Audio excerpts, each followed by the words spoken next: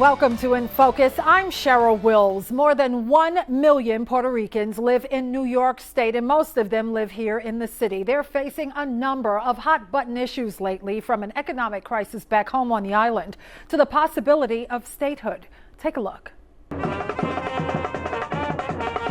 At the National Puerto Rican Day Parade last weekend, they were dancing in the streets and cheering along the sidelines. But behind many of those smiles was a deep concern for their beloved homeland. The island is burdened by a crippling debt crisis to the tune of billions of dollars. I have families out there in Puerto Rico, and boy, I'll tell you, my island is going to a disaster.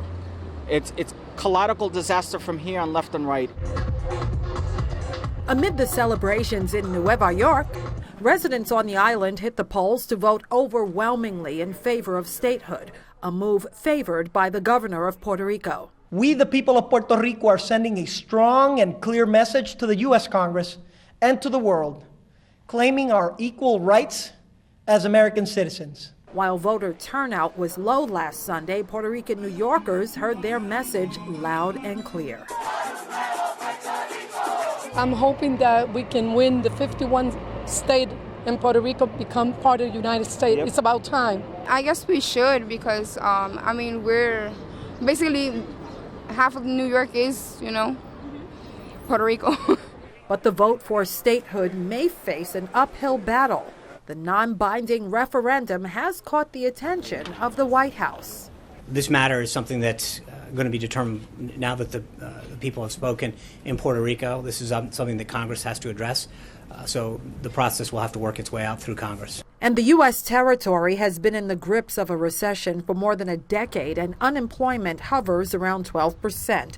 There are severe budget cuts, and schools in Puerto Rico are closing. Would statehood pull Puerto Rico out of its economic crisis? I just want a better life. I came here, I was born over there. They moving from Puerto Rico to New York for more opportunities. So if New York and Puerto Rico combine, it has more opportunities as one instead of being individual.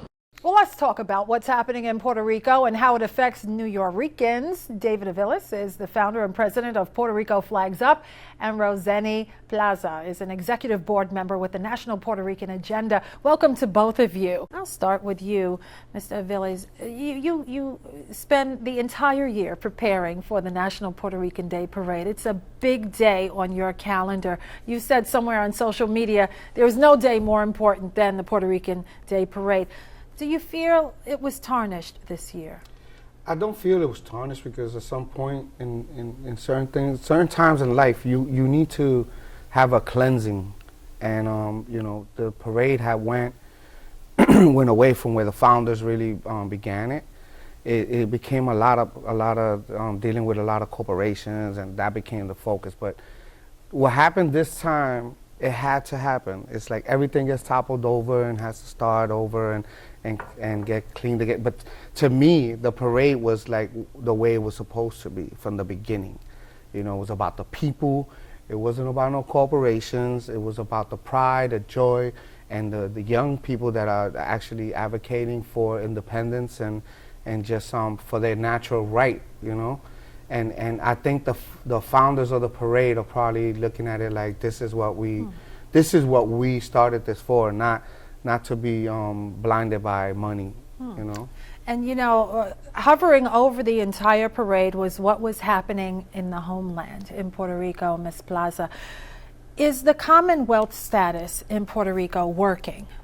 I do not think it's working anymore, Cheryl. I believe that we're coming to a point in our history where we want to analyze where we are and where we need to go from here. And as you know, Congress is really the governing body of Puerto Rico, because Congress does make the laws and legislative agenda for Puerto Rico as well. So it's very important for us here in New York and all across the United States to pay attention to what's going on in Congress and to hopefully get Congress members to understand the dire need that the Puerto Ricans are experiencing right now in Puerto Rico. Do you think they understand, and do you think they care? I think that they're starting to understand. I'm sorry. I think they're starting to understand. we're definitely at a point where this crisis is affecting everyone. In fact, their trickling economics will also affect people right here in the United States, non-Puerto Ricans as well.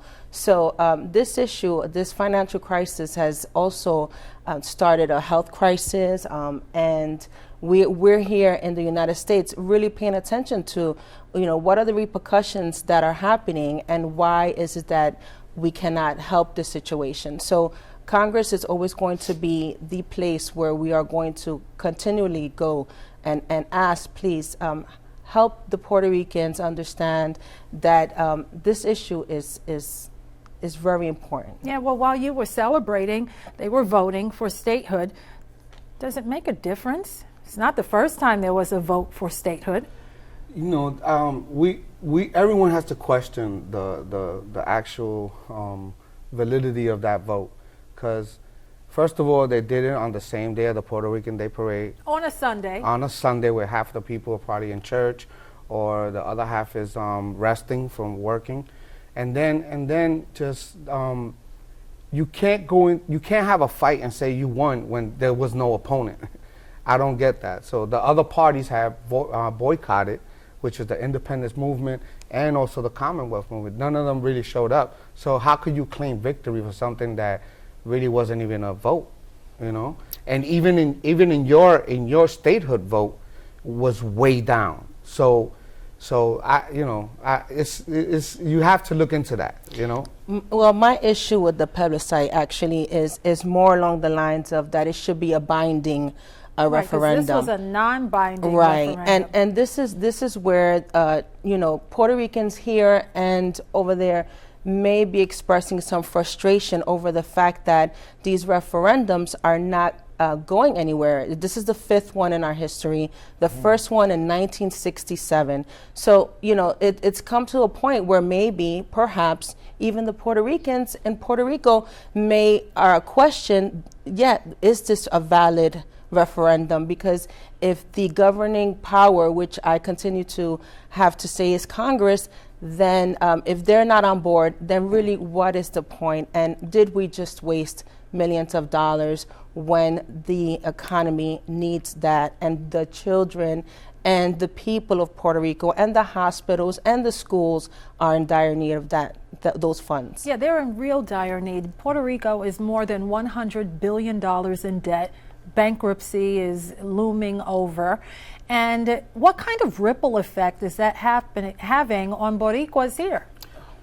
We're having a major exodus from Puerto Rico here. So as you can see, the numbers in Florida is about 1 million Puerto Ricans that have flocked to Florida. They actually have more Puerto Ricans, I think, than New York. And, a lot of them are coming unprepared.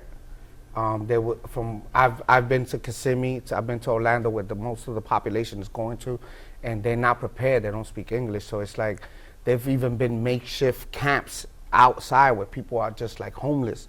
So they come in here thinking that they're going to get a job, and it's not as easy as that is. Is that a humanitarian crisis? Absolutely, there is a humanitarian crisis, and this issue, it really comes to my heart as well. I have family that is right now fragmented. I have husbands and wives, aunts and uncles that are just, someone has to work in the United States, someone is trying to maintain the house in Puerto Rico, and this is a situation that it's breaking up homes and families, and people are coming here and they are expecting a big welcome, and they're realizing that welcome was actually not here, and it is very difficult to find work, and ultimately these people are going to need the resources over here anyway. So sometimes you think about it and you say, could those resources have been sent to the island in the first place to avoid this exodus, or are we just going to continue to go in a circle? So thank you both for your time today. Next on In Focus, Puerto Rico is billions of dollars in debt. Some are calling for a bailout, but is that feasible? Stay with us.